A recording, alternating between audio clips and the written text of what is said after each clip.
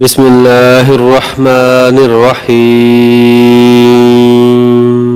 السلام علیکم میرے پیارے معزز خواتین حضرات۔ ہم سے حاتم بن اسماعیل مدنی نے جعفر الصادق بن محمد الباقر رحمہ اللہ سے انہوں نے اپنے والد سے روایت کی کہا، ہم جابر بن عبداللہ رضی اللہ عنہما کے ہاں آئے۔ انہوں نے سب کے متعلق پوچھنا شروع کیا حتیٰ کہ مجھ پر آ کر رک گئے۔ میں نے بتایا، میں محمد بن علی بن حسین ہوں۔ انہوں نے اپنا ہاتھ بڑھا کر میرے سر پر رکھا، پھر میرے اوپر کا پھر نیچے کا بٹن کھولا اور انتہائی شفقت اور محبت سے اپنی ہتھیلی میرے سینے کے درمیان رکھ دی۔ ان دنوں میں بالکل جوان تھا۔ فرمانے لگے، میرے بھتیجے تمہیں خوش آمدید، تم جو چاہو پوچھ سکتے ہو۔ میں نے ان سے سوال کیا اور ان دنوں نبینا ہو چکے تھے۔ اس وقت نماز کا وقت ہو گیا تھا۔ وہ موٹی بنائی کا ایک اوڑھنے والا کپڑا لپیٹ کر نماز کے لیے کھڑے ہو گئے، اور جب بھی اس کے ایک پلو کو دوسری جانب کندھے پر ڈالتے تو چھوٹا ہونے کی بنا پر اس کے دونوں پلو واپس آ جاتے، جبکہ ان کی بڑی چادر ان کے پہلو میں ایک گھونٹی پر لٹکی ہوئی تھی۔ انہوں نے ہمیں نماز پڑھائی۔ نماز سے فارغ ہو کر میں نے عرض کی، مجھے رسول اللہ صلی اللہ علیہ وآلہ وسلم کے حج کے بارے میں بتائیے۔ انہوں نے اپنے ہاتھ سے اشارہ کیا اور 9 کی گراہ بنائی اور کہنے لگے، بلا شبہ 9 سال رسول اللہ صلی اللہ علیہ وآلہ وسلم نے توقف فرمایا، حج نہیں کیا۔ اس کے بعد 10ویں سال آپ صلی اللہ علیہ وآلہ وسلم نے لوگوں میں اعلان کروایا کہ اللہ کے رسول صلی اللہ علیہ وآلہ وسلم حج کر رہے ہیں۔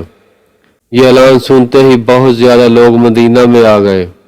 وہ سب اس بات کے خواہش مند تھے کہ رسول اللہ صلی اللہ علیہ وآلہ وسلم کی اقتداریں کریں، تو کچھ رسول اللہ صلی اللہ علیہ وآلہ وسلم کریں، اسی پر عمل کریں۔ بس ہم سب آپ کے ساتھ نکلے، یہاں تک کہ ذوالحلیفہ پہنچ گئے۔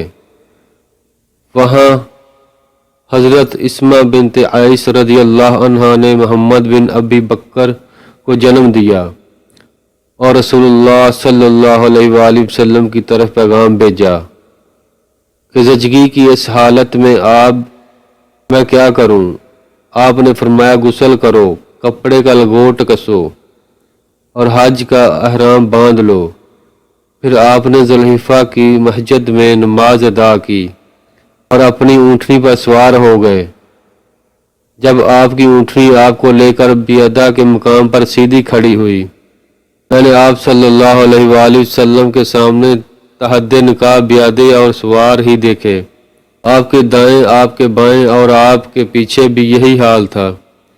رسول اللہ صلی اللہ علیہ وآلہ وسلم ہمارے درمیان موجود تھے۔ آپ پر قرآن نازل ہوتا تھا اور آپ ہی اس کے حقیقی تفسیر جانتے تھے۔ جو آپ صلی اللہ علیہ وآلہ وسلم کرتے تھے، ہم بھی اسی طرح عمل کرتے تھے۔ پھر آپ نے اللہ کی توحید کا تلبیہ پکارا، لبیک اللہم لبیک لا شریک لک لبیک ان الحمد والنعمت لک والملک لا شریک لک۔ اور لوگوں نے وہی تلبیہ پکارا جو بعض لفظ کے اضافے کے ساتھ وہ آج پکارتے ہیں۔ آپ نے ان کا تلبیہ میں کسی بات کو مسترد نہیں کیا۔ آپ اپنا وہی تلبیہ جو پکارتے تھے پکارتے رہے۔ حضرت جابر رضی اللہ عنہ نے کہا، ہماری نیت حج کے علاوہ کوئی اور نہ تھی۔ حج کے مہینوں میں عمرے کو ہم جانتے تک نہ تھے، حتیٰ کہ جب ہم نے آپ کے ساتھ مکہ آ گئے تو آپ نے حجر اسود کا استلام ہاتھ یا ہونٹوں سے چوما، پھر طواف شروع کیا۔ 3 چکروں میں چھوٹے قدم اٹھائے، کندھوں کو حرکت دیتے ہوئے تیز چلے اور 4 چکروں میں آرام سے چلے۔ پھر آپ مقام ابراہیم کی طرف بڑھے اور یہ آیت تلاوت فرمائی، وَاتَّخَذُوا مِن مَّقَامِ إِبْرَاهِيمَ مُصَلًّى، اور مقام ابراہیم جہاں آپ کھڑے ہوئے تھے، اور مقام ابراہیم کو نماز کی جگہ بناؤ۔ اور آپ نے مقام ابراہیم کو اپنے اور بیت اللہ کے درمیان رکھا۔ پھر والد محمد بن باقر رحمہ اللہ کہا کرتے تھے، اور مجھے معلوم نہیں کہ انہوں نے رسول اللہ صلی اللہ علیہ وآلہ وسلم کے علاوہ کسی اور کے حوالے سے یہ کہا ہو کہ آپ 2 رکعتوں میں قل هو اللہ احد اور قل یا ایھا الکافرون پڑھا کرتے تھے۔ پھر آپ حجر اسود کے پاس تشریف لائے، اس کا استلام کیا اور باب صفا سے صفا پہاڑی کی جانب نکلے۔ جب آپ کوہ صفا کے قریب پہنچے تو یہ آیت تلاوت فرمائی، ان الصفا والمروۃ من شعائر اللہ، صفا اور مروہ اللہ کے شاعر مقرر کردہ علامتوں میں سے ہے۔ میں بھی صحیح کا وہیں سے آغاز کرتا ہوں جس کے ذکر سے اللہ تعالیٰ نے آغاز فرمایا، اور آپ نے صفا سے صحیح کا آغاز فرمایا۔ اس پر چڑھتے حتیٰ کہ آپ نے بیت اللہ کو دیکھ لیا، پھر آپ قبلہ رخ ہوئے، اللہ کی وحدانیت اور کبریت بیان فرمائی اور کہا اللہ کے سوا کوئی عبادت کے لائق نہیں، وہ اکیلا ہے، ساری بادشاہت اسی کی ہے اور ساری تعریف اسی کے لیے ہے، اکیلے اللہ کے سوا کوئی عبادت کے لائق نہیں۔ اس نے اپنا وعدہ خوب پورا کیا، اپنے بندے کی نصرت فرمائی، تنہا اسی نے ساری جماعتوں فوجوں کو شکست دی۔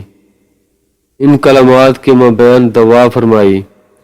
آپ نے یہ کلمات 3 مرتبہ ارشاد فرمائے تھے، پھر مروہ کی طرف اترے، حتیٰ کہ جب آپ کے قدم مبارک وادی کی ترائی میں پڑے تو آپ نے صحیح فرمائی، تیز قدم چلے۔ جب وہ آپ کے قدم مبارک مروہ کی چڑھائی چڑھنے لگے تو آپ پھر معمولی کی رفتار سے چلنے لگے، حتیٰ کہ آپ مروہ پہنچ گئے۔ پھر آپ نے مروہ پر اسی طرح کیا جس طرح صفا پر کیا تھا۔ جب مروہ پر آخری چکر تھا تو فرمایا، اگر پہلے میرے سامنے وہ بات ہوتی جو بعد میں آئی تو میں قربانی ساتھ نہ لاتا اور اس مسلک کے عمرے میں بدل دیتا، لہٰذا تم میں سے جس کے ہمراہ قربانی نہیں وہ حلال ہو جائے اور اس مسلک کو عمرہ قرار دے لے۔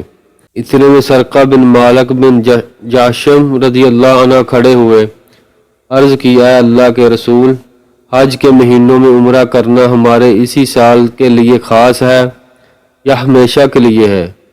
آپ صلی اللہ علیہ وآلہ وسلم نے اپنی دونوں ہاتھوں کی انگلیاں ایک دوسرے میں داخل کیں اور فرمایا، عمرہ حج میں داخل ہو گیا۔ 2 مرتبہ ایسا کیا اور ساتھ ہی فرمایا، صرف اسی سال کے لیے نہیں بلکہ ہمیشہ ہمیشہ کے لیے۔ حضرت علی رضی اللہ عنہ یمن سے رسول اللہ صلی اللہ علیہ وآلہ وسلم کی قربانی کی اونٹنیاں لے کر آئے۔ انہوں نے حضرت فاطمہ رضی اللہ عنہ کو دیکھا کہ وہ ان لوگوں میں سے تھیں جو احرام سے فارغ ہو چکے تھے، رنگین کپڑے پہن لیے تھے اور سرما لگایا ہوا ہے۔ اسے انہوں حضرت علی رضی اللہ عنہ نے ان کے لیے نادرست قرار دیا۔ انہوں نے جواب دیا، میرے والد گرامی محمد صلی اللہ علیہ وآلہ وسلم نے مجھے ایسا کرنے کا حکم دیا ہے۔ جابر رضی اللہ عنہ نے کہا، حضرت علی رضی اللہ عنہ عراق میں کہا کرتے تھے، میں رسول اللہ صلی اللہ علیہ وآلہ وسلم کے پاس اس کے کام کی وجہ سے جو فاطمہ رضی اللہ عنہ نے کیا تھا، آپ صلی اللہ علیہ وآلہ وسلم کو ان کے خلاف ابھارنے کے لیے گیا اور رسول اللہ صلی اللہ علیہ وآلہ وسلم سے اس بات کے متعلق پوچھنے کے لیے جو انہوں نے آپ صلی اللہ علیہ وآلہ وسلم کے بارے میں کہی تھی۔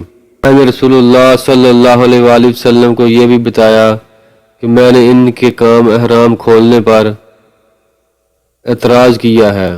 آپ نے اشارہ فرمایا، فاطمہ رضی اللہ عنہ نے سچ کہا ہے۔